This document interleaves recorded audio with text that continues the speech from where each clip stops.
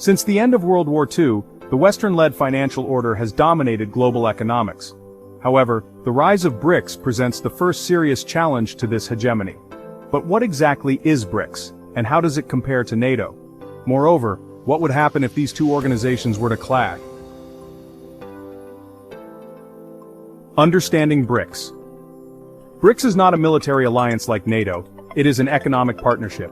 Established to seek investment opportunities in less developed regions, BRICS, comprising Brazil, Russia, India, China, and later South Africa, aims to challenge the Western economic order and diminish the dominance of the American dollar.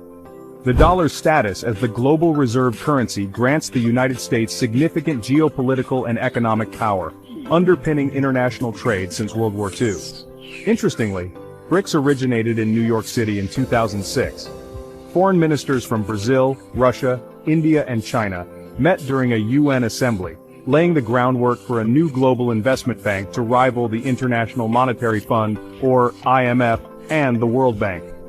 This bank, known as the New Development Bank or BRICS Bank, focuses on infrastructure development and economic growth in developing economies, aiming to limit Western financial influence. For nations like China and Russia, which have faced economic sanctions, an alternative financial model is crucial. BRICS Bank, a new player in global finance. With a significant need for infrastructure development among its members, the BRICS Bank emphasizes sustainable development, funding economically viable projects that are purportedly environmentally and socially responsible. However, the quality of Chinese-led projects, such as the dam in Ecuador, raises questions about these claims. This dam, completed in 2016, exhibited serious defects and caused significant environmental damage, leading to ongoing issues that Ecuador cannot afford to fix. Initially financed with $100 billion, with China contributing the most, the BRICS Bank pales in comparison to the IMF's over $1 trillion.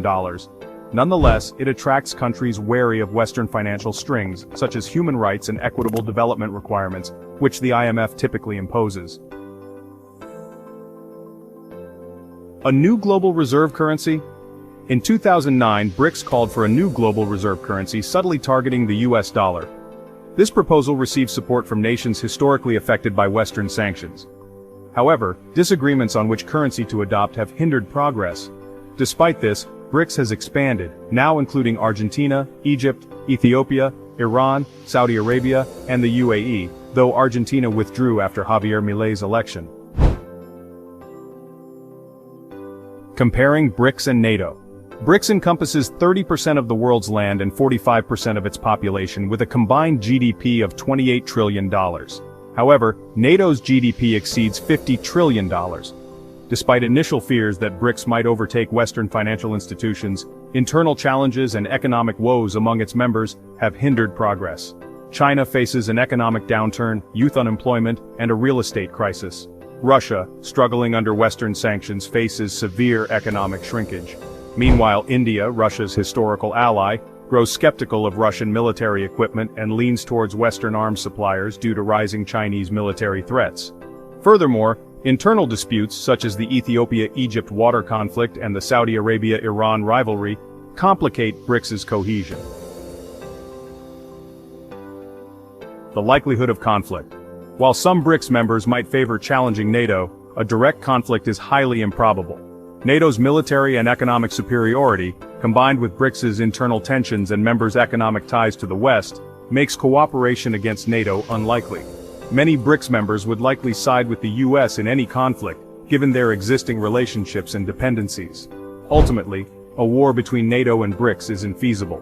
NATO's defensive nature and BRICS's economic focus, coupled with the diverse interests of BRICS members, prevent any significant military alliance.